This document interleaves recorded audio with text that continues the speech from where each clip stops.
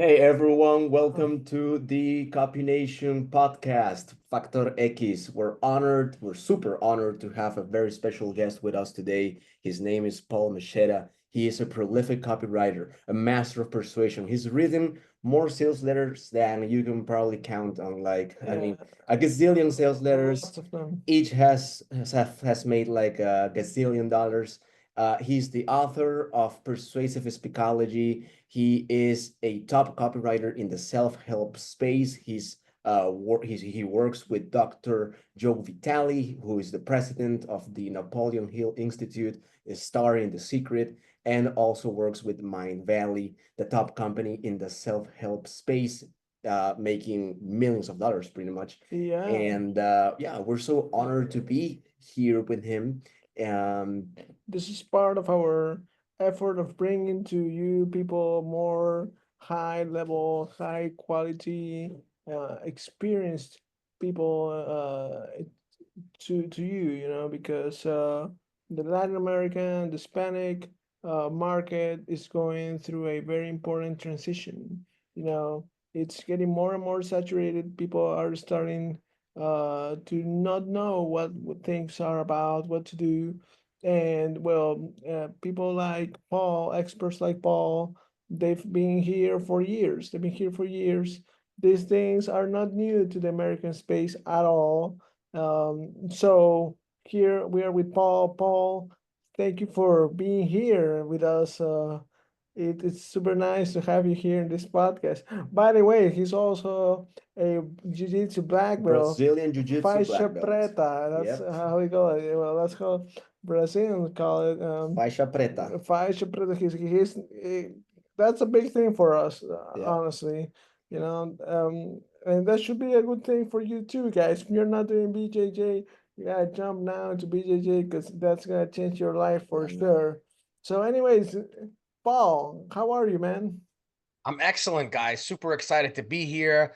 It's always fun talking with you guys and catching up with you and hanging out with you. Some of the funnest guys I've had the pleasure to be around.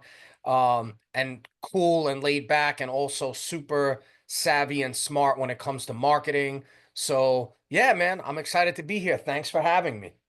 Oh, Nice. yeah, man. There are so many things we would love to talk about, but I think one of the main questions a lot of people have in our market and also in the American market is how does 2025 look now? Things have changed a lot. It seems like the market's more saturated, even in the States, even more. It seems like copy, just like it used to be, lots of teasing, lots of just curiosity. It's not enough anymore. Short content and high dopamine kind of ads are like the new thing. Well, not the new thing. It's been around for a while, but now people are just really I guess addicted to high dopamine stuff. Things have changed, the markets have changed, and well, it's good to have your opinion as an expert on these things. Yeah. So, you're absolutely right. In that every market has become more saturated, and really in my opinion, what it boils down to is the AI component, because with with with with the innovation of AI that we have, people can not only execute marketing much faster and in a shorter amount of time, but they can also create products, info products.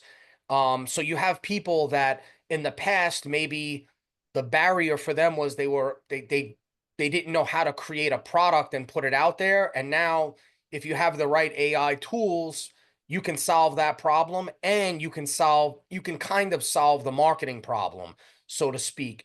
And so that's what leads the markets to become more and more saturated. Now, it's my belief that I believe that the cream always rises to the top, right? I believe that um, the best of the best always find a way to surface and get to the top. And so I think that while there probably are a lot of maybe really qualified people that are using AI, the majority of them probably are not that qualified. In fact, one thing that I heard John Benson, right, legendary marketer who was also in the mastermind with you guys. You know, he's an innovator when it comes to marketing and AI. And something that he said to me about a year ago, maybe 2 years ago, he said, now more than ever, people need to understand what good copy and what good marketing looks like. Because if you don't, you're not going to be able to evaluate whether or not the AI is giving you good output. And Right. so I think that the trade-off is that there are people out there that want to get into the marketing game, but they don't want to do that work of studying true direct response and copywriting to understand what's good. And so I think while competition is getting fierce because everyone's coming out with a new product and a new offer, that doesn't mean that those offers and products are necessarily going to convert or really become true competitors, because I think the majority of them are based on weak marketing and weak copywriting because the people don't really understand how to evaluate it. Yeah, yeah, I totally agree on that. And yeah, I mean, something that we tell our people a lot, you know, this audience, is that messaging, you know, messaging as like the concepts behind uh like the campaigns uh are not just gonna be easy to just automate using AI. You know, you can't just go to to ChatGPT and be like, create a campaign for me on the trading space, and you know, if you're not an expert on like messaging on and copywriting, that's hardly gonna give you a something that's gonna be different from. I mean, why would it create something different for you and not for everybody else, right? Like that's Correct. differentiation. I guess AI is just creating a lot of noise and maybe a lot of saturation in that regard, right? We can say that. Yeah, 100%. Absolutely. Like what I tell people is that, so there's a couple of things there. First and foremost, while times are changing and like you said, people are kind of like addicted to this dopamine type of stuff, and uh having to consume messages very fast. While all that is changing, there are certain fundamental principles that remain the same, and they have to do with our psychology.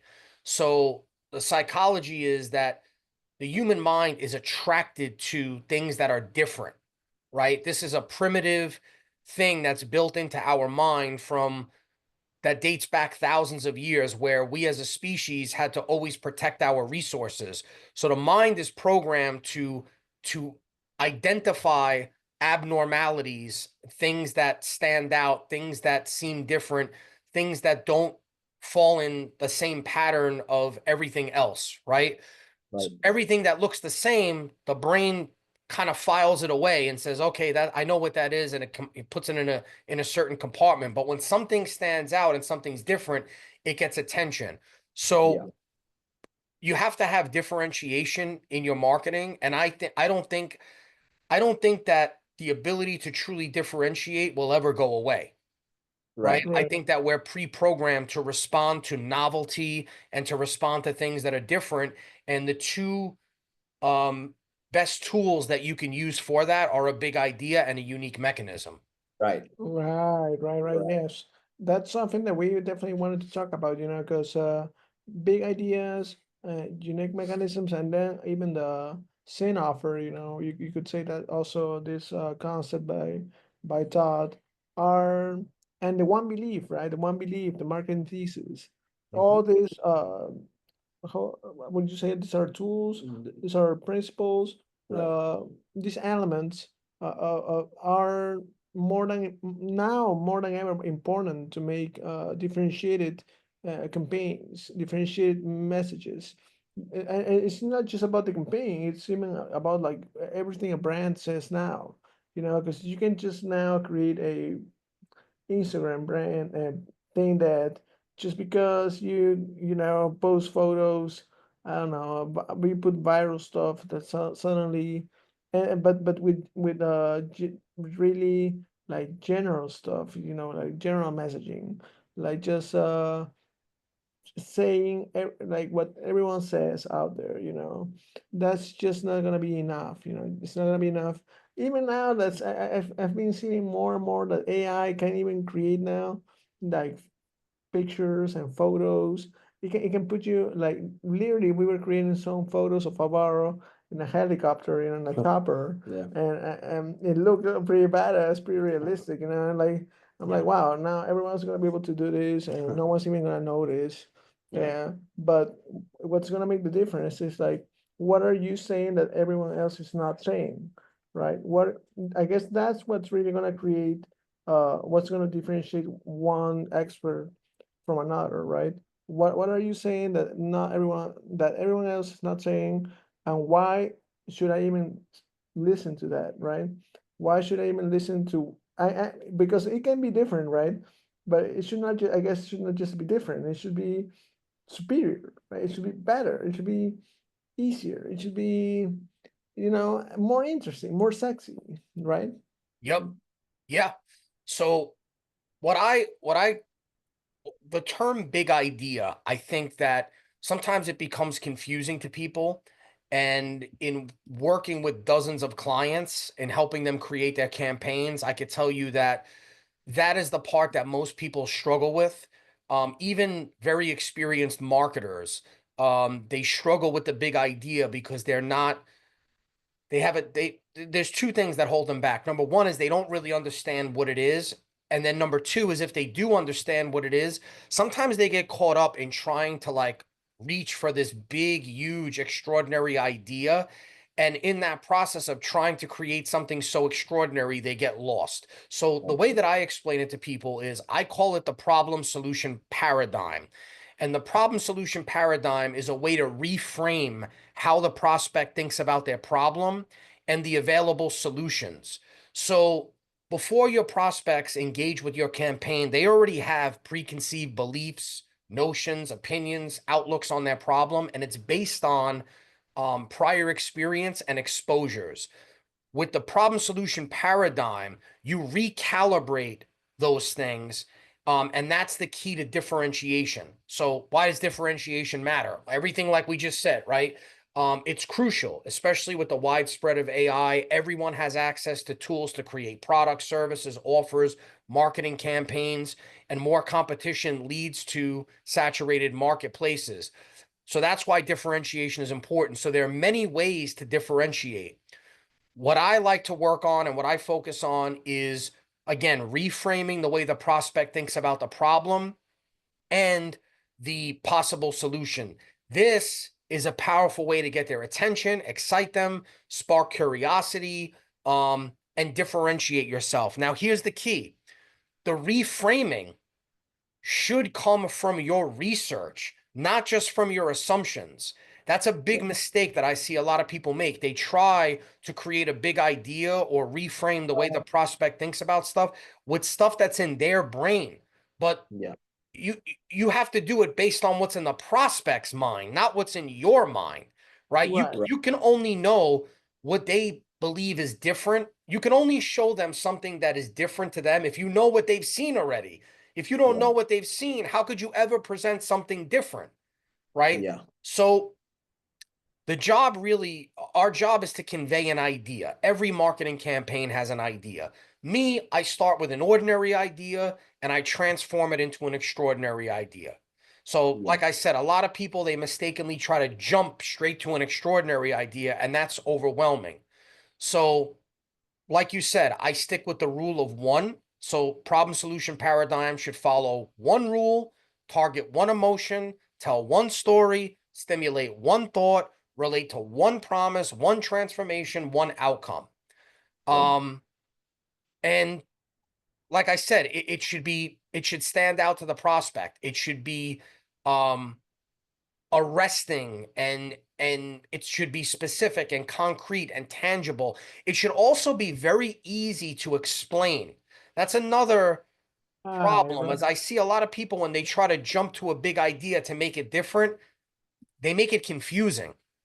Right. Right. They make it even more confusing than what it is sometimes, Yeah. than what the real thing is. because they are, oh, okay, I gotta differentiate. So I guess I'm gonna, and then just try to, create something weird out of nothing, and it just makes things sound more complex. And then I guess people think, wow, if this is complex, I wonder how complex the whole offer is. I wonder how complex the product is. I wonder how complex Yeah. this whole everything this guy even says is. So this doesn't even apply to me, and maybe I'll just buy an offer from this other guru, which I don't care if it's a scammer, but at least sounds like he's not. I guess that happens a lot. Yeah. Yeah. So the test that I always give is if I explain the idea to someone and they say to me, "Can you say that again? I don't understand what you mean." That's a problem, Oh, right? The prospect should get it right away. If anything, the only reason they should be asking you to tell them more is because it was so interesting to them that they Yeah. were like, "Oh man, can you tell me more about that?" But if they're mm, like, "Could you explain that one more time?" That's a problem. That's a Right. problem. Right. yeah. So one of the very like one of the things that you said that really caught my attention was that when you start with like messaging, you start with like reframing the problem, right? In the Mhm. prospect mind. Could you tell us a little bit more about that? Like, what's your process to like in terms of research to reframe a problem, let's say in whatever niche, really? Yeah. Hmm. So I'll give you an example of a supplement, right? So I had a supplement company a few years ago, and it was a blood pressure supplement. And the supplement was designed to lower blood pressure safely and naturally without using um, surgery or medication, right? So in my research, what I found is that there are 8 major causes of high blood pressure. So what I did was I created a formulation that had 8 different ingredients in it, and each ingredient was designed to combat one specific factor that raises the blood pressure, right? So instead of me just saying, "Hey, I have this supplement and it has 8 ingredients in it and each ingredient fights one specific thing," I came up with this idea of something called the fatal 8. And the way I would explain it is there are 8 factors that launch an attack on your cardiovascular system and make your blood pressure go up without you realizing it. And most people, including doctors, only know about 1, 2, or maybe 3 of these factors. So if you're Uh-huh. not addressing all 8 of these factors, you're at risk for a heart attack. You see how easy and simple I explain that? Beautiful. Yeah. Yeah, it makes Yeah. me want to ask you more about it, Yep. not ask you, what do you I mean? mean, it just made me a little bit concerned. Maybe I have high blood pressure. Yeah. Yeah. And so I also did it for another supplement company that I worked with. They had this tonic, which was it's like a potion. It was like apple cider vinegar on steroids. It was like apple cider vinegar and mixed with cinnamon and ashwagandha and cayenne pepper and all these different ingredients. Yeah. And it had a lot of different benefits, right? It would help with digestion, it helped with stress, it helped with anxiety, it helped with immunity. But the problem was when the client came to me, they weren't really selling it. And so I said, I think the problem is you're trying to do too many things. You're violating the rule of one. Let's focus on one problem that it solves. And they said, "Oh, but if we focus on one problem, we're going to miss out on all these other opportunities." And I said, "No, we'll just create a separate campaign for each one of those problems." So let's Uh, start with problem number 1. I said, Right. what is the first problem that you feel, number 1, you can prove in your marketing campaign, you can prove that the product solves this problem, and number 2, is it also a big need that we know that prospects have? And so they said, okay, well, inflammation, like we know without a doubt, this thing, it reduces inflammation. So an ordinary marketer would have said, okay, let's stop there. We'll make it about inflammation. But when we did the research, what we found is that the prospects really weren't talking about inflammation. What they were talking about are things that come because you have inflammation. like anxiety or indigestion and, muscle aches and all these different things. So what we found in the research was that anxiety, that inflammation in the gut actually triggers anxiety. So what we did was the big idea of the campaign was you can reduce your anxiety in the next 30 days safely and naturally without using prescription drugs or medications by attacking your anxiety at its hidden source. And now the prospect's like, what's the hidden source? I need to know what the hidden source is. So now we show them how the hidden source is the gut. And then the entire marketing campaign is built on showing them how this reduces inflammation in the gut, which the byproduct of that is that it reduces their anxiety. Epic. Wow, that's awesome. So that's really cool, like how you have this process to really make it simple, like make the problem very simple and reduce it down to one thing as well, right? Because even with like the 8 things of the high blood pressure, right? For any average marketer, right, that would have been a nightmare pretty much, right, to try to sell that, right? I mean, Yep. it's tough, right? But like in your process, like boiling it down to the fatal 8, like that's something else, that like that's now it's not, it's now like one thing pretty much, right? Yes. Yeah, Yeah, it's 8. Yeah, it's 8 different components, but they're under one roof. They're yeah, solving one problem. right. Yeah, something I really like to that you mentioned was that you went first for the one problem for which you guys have had the most evidence or the most proof from the get-go, and because you knew you could also back that up better, and maybe that was even going to be more convincing for people. And this is something that I find interesting, especially because in our market in Latin America, well, Damien, after we talked with Damien some years ago, he said that our market was about 10 to 20 years behind the American one. 10 to 20 years. Todd said the same. Um, I guess Rich too. Um, and something that's going on in our market for you to know is that at least a year ago or 2 years ago, there were lots of VSLs that were making lots of money for people that, some people were just randomly creating copies, and they were selling millions of dollars with like these crazy VSLs that literally had no proof. Today, we hear less and less of these working on the market in the Latin American market, in the Hispanic market. And of course, that has to do a lot with the fact that, well, things have changed a lot, but also people are not stupid, people have also been learning. They're getting more sophisticated. And now we see more VSLs, but now these VSLs are more based on proof and evidence. So uh, can we talk a little bit about that, and why that's it's so important even for you, which who are in the market which is even more developed than ours, right? Yeah. So what I'm looking for when it comes to so what you said is spot on. It's all about sophistication, right? They are becoming more and more sophisticated. So when I'm researching, whether it's to create an idea or a mechanism or to come up with proof, there are 6 things that I'm looking at. I want to understand the audience's pre-existing beliefs. Okay. So first I want to know, what do they know? What is their existing knowledge, background, expertise, experience, and current understanding of the topic?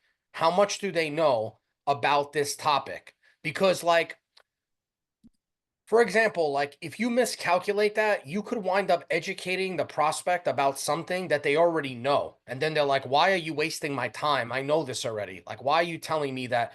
Why are you telling me that? I'll give you an example. Like, so in the United States, let's say I came up with this big idea that they recently discovered a secret herb or a secret vegetable in the Amazon jungle that reduces blood pressure. And then I tell the person that it's beetroot powder. Like in the United States, they will laugh at you because everyone in the United States knows that beetroot powder lowers blood pressure and cholesterol, right? That's very common knowledge. So it's very important. This also is the same for proof. Like if you're using proof, but your proof is supporting a claim that they already know or is already common knowledge to them, it's not really that exciting. So I want to know what they know. I also want to know what they've been told. What are their past experience and preconceptions? What are they being told now from the media, from their peers, from other gurus, from experts? What do they believe to be true or false? So I want to identify their existing beliefs, accurate and inaccurate. What have they tried in the past? And what do they perceive as old and new? What information or ideas are really like they see them as innovative versus like what they see as familiar? Now, once I know all that, it's a very simple formula. The formula is I'm making a primary promise. The promise leads to the thesis, right? The thesis is very simply that my mechanism is the most effective way to experience the promise. So now I'm looking at everything I need to say in order for the prospect to believe that thesis, to believe that it's true. And then I'm looking for proof points. Now, proof could be a lot of things. Proof could be case studies.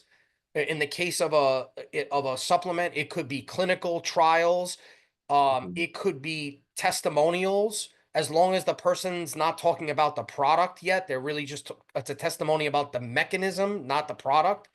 Or it could just be a simple logical explanation for why the claim is true, right? What drives me crazy is when people make claims, but they don't give any justification. Like if we were having a conversation and I made a claim and I told you, yeah, so it's got this ingredient in it. And so, for example, one of the reasons why you might have a heart attack is from poor oral hygiene, but this thing has olive oil extract in it, and that treats poor oral hygiene. Like, are you just going to be like, oh, okay? Or are you going to be like, what? How does that work? Like, how does olive oil, how does that reduce poor oral hygiene? And how does oral hygiene affect my heart? Right. So it's just, I think just sometimes people just don't go far enough explaining and justifying why they made a claim. Right. Right, and that's even more important than ever. And I guess with everything we've said about AI, people are gonna be just creating more campaigns, more VSLs, more marketing, and well, that's something that they lack, right? Because well, AI could create something evidence based, but most of the times also it just creates a lot of mumbo jumbo. That's right. It just creates lots of stuff that out of nothing, and that's something that we see a lot. And I guess there are a lot of marketers doing that right now, right? They're just creating VSLs with these crazy unique mechanisms because some people have learned, about unique mechanisms, but I guess they don't really understand how they really work. They just think it's like a cool name, so to just find this cool name and then get ChatGPT to get like the basis for the cool name and just creates like a crazy theory behind it, and sometimes it's just really unbelievable, But if it works today, that doesn't mean that that's the kind of marketing it's gonna work in 6 months or a year, in which I guess things are just gonna get even more and more saturated, right? It's just the market's just gonna get more saturated. People are not gonna be dumber. People are gonna just get more smart about this, and they're not gonna fall for just like some random guy saying things, on the internet. I mean, I guess that's where the market's going, right? In the US and also, well, for the Hispanic market. So yeah, wow, man. I think Wow. I Yeah. think we've learned a lot from you, dude. 100%. You got this book called Speakology, It's man. persuasive speakology. Persuasive Yeah. Speakology. We just want to know more about it a little bit. Maybe you can tell us more on what does it mean. I mean, you're the persuasion master. Maybe tell us more about what this because I really like the word speakology, you know, and Yep. persuasive speakology. Jeez. Mhm. Yeah, so that's actually that's my unique mechanism name, right? Right. And so like one of the components that a unique mechanism should have is that it should not be easily found in a search engine. So if you type in persuasive speakology in a search engine, you're only going to find me. You're going to find Mhm. my book. You're going to find my main website. You're going to find my the version of it on Amazon, and you're probably going to find a YouTube video from me. That's what you're Wow. going to find, right? When you Google persuasive speakology. So that's my mechanism name for a simple 5-step process that I came up with for speaking more persuasively. So I'll tell you really how this happened was I was hired. This was going back probably about 10 years ago. I was hired to write a script, a sales script for a guru, a very famous guru in the self-help space, not Joe Vitale, but somebody else. And he was going to use this script in a VSL, and he was going to use it to sell from the stage. And so I wrote the thing for him. I think he paid me like probably $10,000 for it. And I sent it off to him, and I'm like, man, I did a good job with this. I lit up a cigar. I poured myself a drink. And before I even could celebrate, he was like emailing me saying, this thing sucks.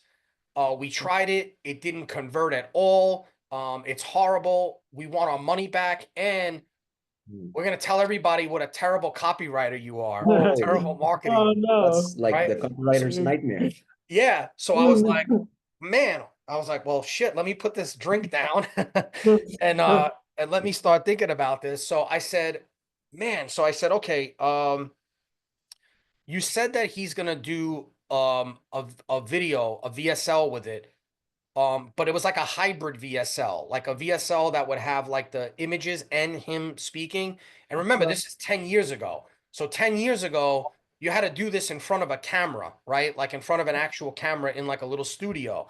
And he didn't live that far from me. He was in Jersey. So I said, do you mind? I would like to come and watch him record the video. I want to see how he's recording the video. And he said, okay, fine. So I came and I went there and I noticed instantly, like in the first 3 seconds, what he was doing wrong. It Mhm. wasn't the words that I gave him, it was his delivery of the words. So he was just making like all kinds of mistakes.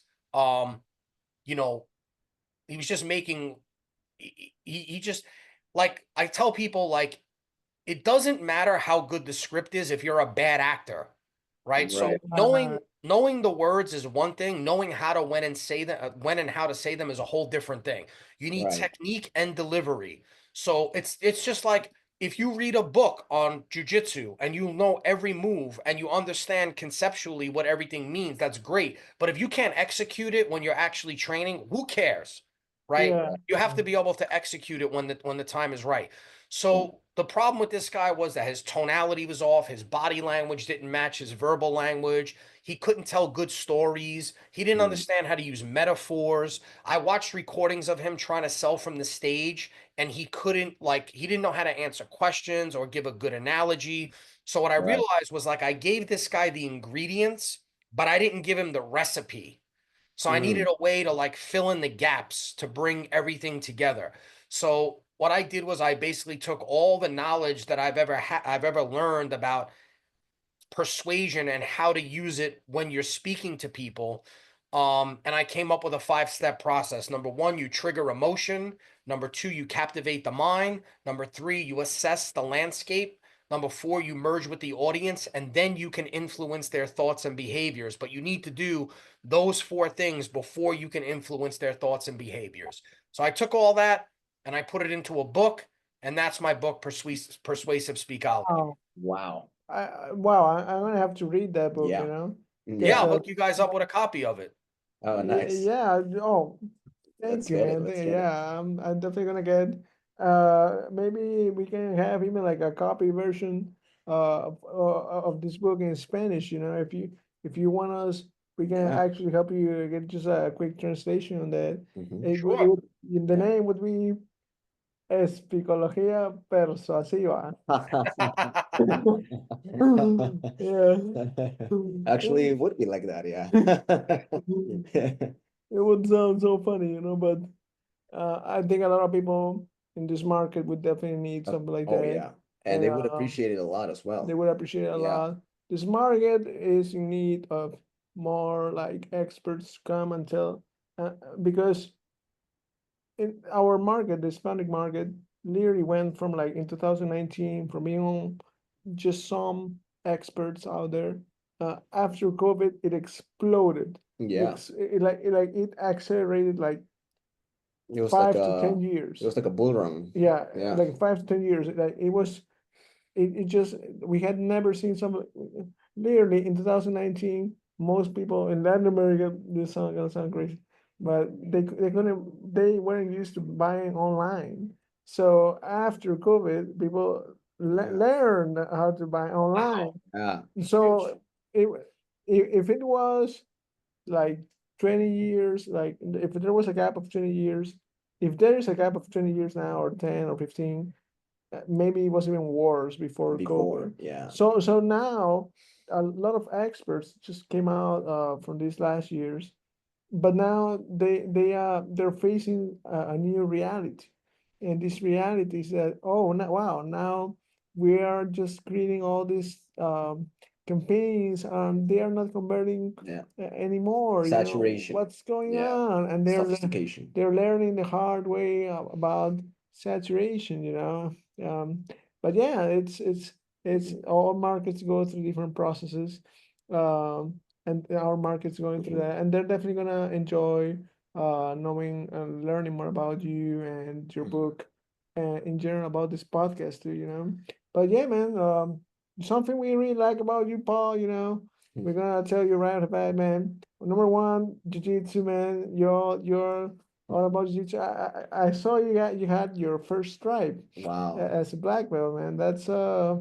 That's pretty amazing, man. Like, how do you even get more stripes? Like, I guess you Yeah, have to so the game. yeah, so there's two different, when you hit black belt, there's two kinds of stripes. There's professor stripes, and then there's stripes for how long you've been a black belt. So if you've been teaching for 1 year as a black belt, you get the professor stripes, which are at the end of the red part of the belt. So where the red hits the black on each side, you get a piece of tape on Yeah. each side. That's if you've been teaching as a black belt for 1 year. So I've been teaching for 10 years. I started teaching when I was a blue belt. I was Wow. helping, I helped another guy. I was his assistant. And then when I became a purple belt, I got my own class. And since then, I've had my own class. I've teach little guys from as young as 4 years old. I've had them. So the professor stripes, because I've been teaching for that long, my professor gave them to me. The second type of stripe that you get is once you've been a black belt for 3 years. So after 3 years, you get your first stripe. Then after another 3 years, you get a second stripe, and then so on and so forth. So those are your degrees. So like my professor is a 4th degree black belt. So he's been a black belt for 12 years. No, Wow. more. No, he got his black belt in 2007. So Oh, so yeah, long so time. yeah. 20 So years. his professor, Henzo Gracie, when he gave him his stripes, he said, the only thing the stripes mean is that you're getting old. That's it. That's all it Yeah, means. Oh. something that your black belt Oh. told you was that you're gonna spend more years being a black belt. Yeah, you're gonna So- spend most of your life being a black belt than blue belt, purple, brown belt, pretty much. I never thought about it. Yeah. But I guess it's true, It makes sense. if you make it to black. Oh, yeah. Yeah. If you make it to Yeah. black belt. Yo, I really. So you have your gym in Jersey, right? Or where's Where I train jujitsu. yeah, or where you teach? You Yeah. teach, Not in Jersey. It's here in Staten Island. So Staten Island is you have New York, right? Brooklyn, Bronx, Manhattan, Queens, and then Staten Island is like on the lower it's an island, an actual island, and it's on the lower west of between Brooklyn and Manhattan, and then New Jersey is kind of like above Staten Island. So we're like in between. Nice. Wow, that would be so cool Nice. for, I can't do jiu-jitsu, but maybe in a couple years, you Yeah. know?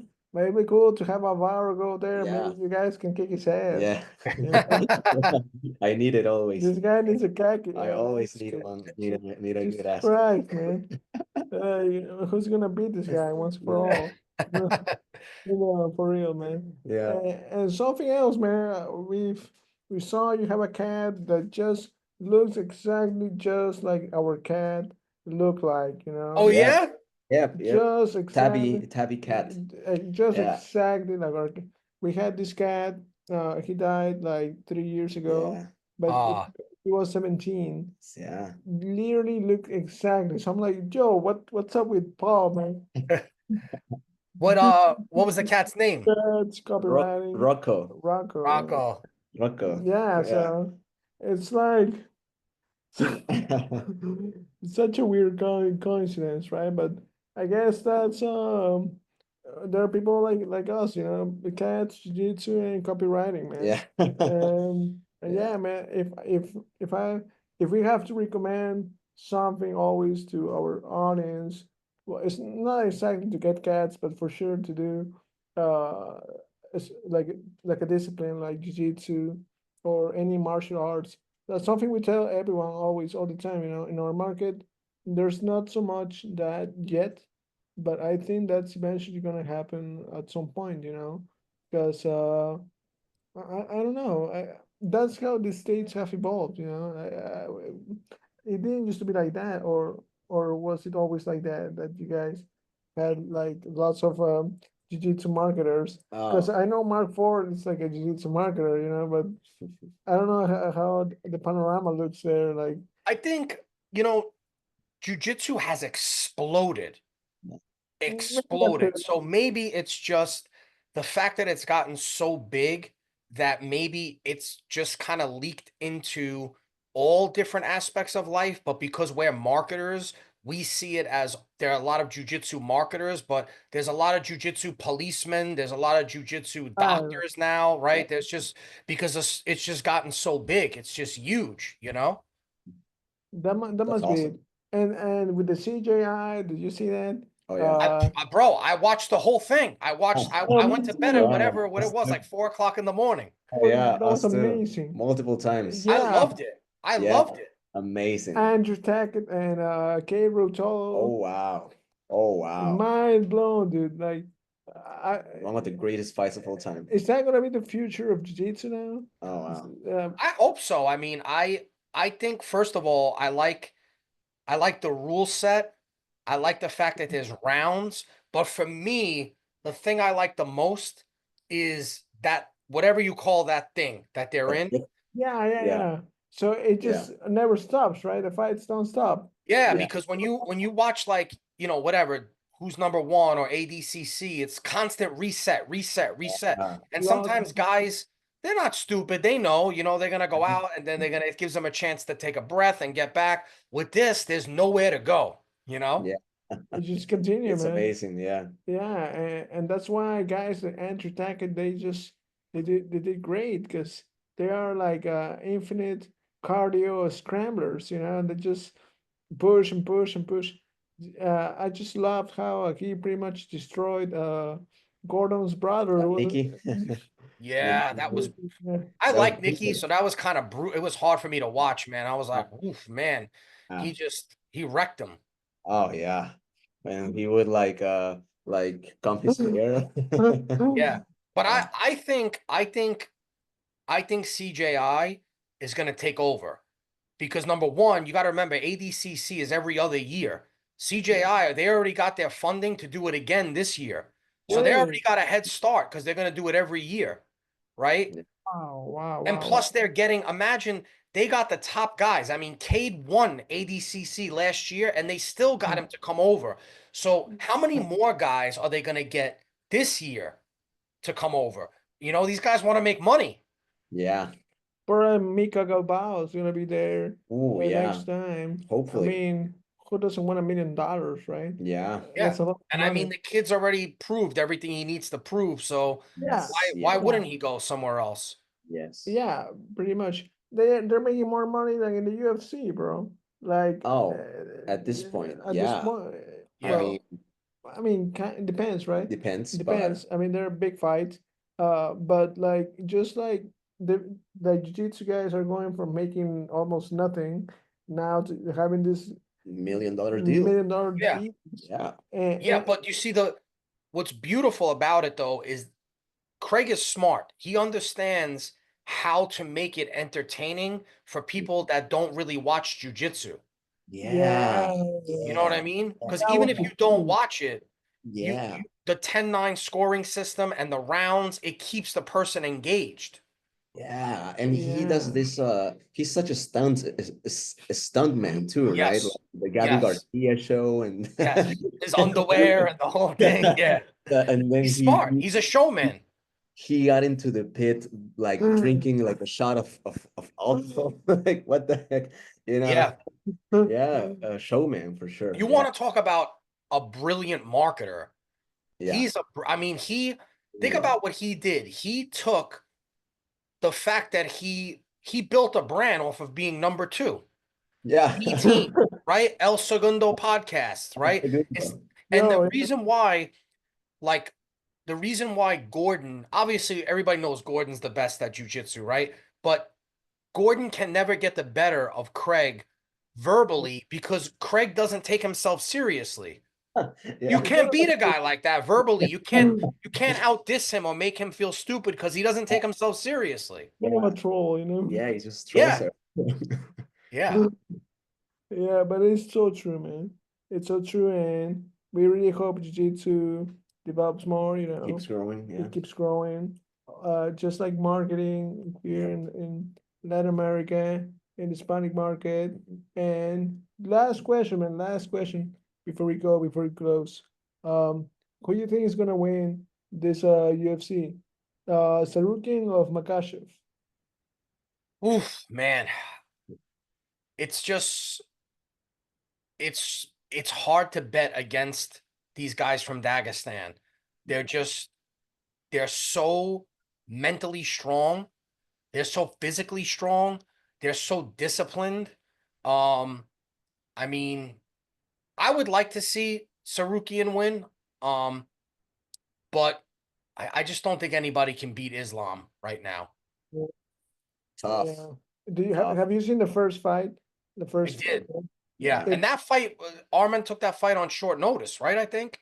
I think so. Yeah. Yeah, it looks like a ADCC high level wrestling match. Like the whole they're just Grappling. Yeah. they're just grappling and wrestling. Have you seen that footage of Arman grappling with Chimaev? Yeah. Oh. Yo, when I saw that, Yeah. I was like, Wow. well, he's definitely smarter than Chimaev. He must be Yes. good. But they're so technical. He has to be so good. You know, Yeah. it's super technical. Like those guys could be ADCC. Well, I mean, they lack jiu-jitsu, right? Well, they don't lack it, but it's not as. I think they're really high level like Grapplers. wrestlers. You know, Yeah. like wrestling. That's Well, the Dagestan guys, they're Sambo guys. Yeah. yeah, and the Dagestan guys are sambo. They are jiu-jitsu. Yo, I mean, they're it's great jiu-jitsu yeah. guys. You know, they're like really good. You know how this guy Makashik always asks, "Where'd you get your black belt from?" You know, I think he means it. You know, because Oh man. he means it. Like sometimes he's just trolling. You know, but you know there are black belts and there are black belts. You know, Oh, yeah. when Alvaro went, he was in Brazil in the ADCC Open. One of his friends, he was a blue belt. He won and it was advanced, right? Advanced. Yeah. Advanced ADC Open gold medal, beating Three black belts. three black Yeah. belts, Brazilian black belts. Yeah. Top guy. Yeah. And I'm like, Yeah. I guess it's true what they say, you know, about like who Skill. gave you the black belt. Yeah. But at the same time, Alvaro's friend is also kind of a monster. Yeah. You know, they're more like he's more of a scrambler, and these scramblers are like changing the game a lot. You know, so I guess like some like of the more classic jiu-jitsu guys, when they see like super fast scramblers, it's like a new thing for them, you know, or maybe they don't really know how to. It's really quick, you know, it's quick, and our friend is just scrambling, scrambling, scrambling, and boom, and you know, you get to see those weird things, you know, in which a blue belt's beating black belts, you know, and Yeah. you know, that's just interesting, you know. Yeah. It's Yeah. interesting. It's like an evolution of the game, you Yeah, know. for sure. Absolutely. Game's Yeah. constantly evolving for sure. Paul, wow, man, we talked a lot of stuff. Had some fun here, some marketing, some jiu-jitsu, Yeah. some cat. Even a little bit of cats. Yeah. Not so Perfect much. podcast. Next time maybe we can do it with some old fashions, you know. Yep. Not sure if we're going to the next one, but for sure the next one. Yeah. Well, we'll see. We're gonna talk to Damien. I'm Yeah. also starting like this TRT program for my recovery process. Let's see how that goes. So I don't have to keep monitoring it really closely. Yeah. But TRT. yeah, yo, like I'm telling you, man, I'm gonna be there. I'm gonna be walking. I believe it. We're gonna put a mat, and we're gonna have some jiu-jitsu. Your guys gonna kick my We're gonna ass drill. We're the gonna first drill. first days, first months, maybe first years. Okay, maybe first 5 years. You're gonna see you're gonna see me come back. So, yo, thank you very much for this Thank you, podcast. Paul. Thank you everyone for listening, and all right, have a good day. Thanks. Bye bye, Sounds guys. good. Bye, guys. Bye, Paul. Bye-bye. Thanks.